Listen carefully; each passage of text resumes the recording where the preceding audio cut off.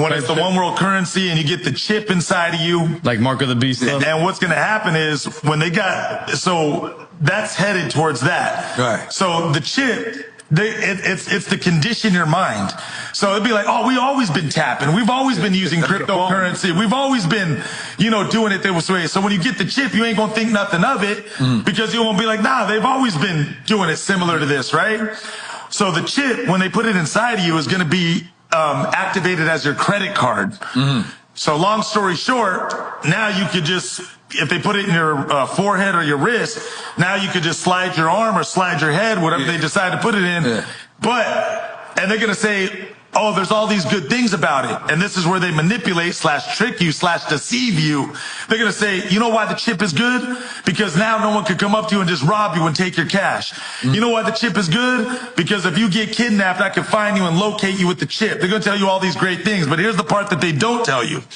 If you do not comply with the government, and you do not do what the government says, all they got to do is simply turn that chip off. And now your credit card don't work, and now you can't even go to Carl's Jr. and get a cheeseburger. Now you can't even go get tacos or eat. And now, in order for that chip to be turned back on / activated, you got to be under control and the mercy of the government and what they tell you to do to be able to even shop for food or whatever else is that you want to get. And so all that is leading towards that, man. So I tell people you're soon enough going to be backed up into having to make the decision of accept or don't accept. But when it comes down to it, and people always, and that's how they control you. And people always say, oh, they got you control on your phone. No, they don't. Because I could take this phone, I could throw it in a river, and you no longer got anything on me physically.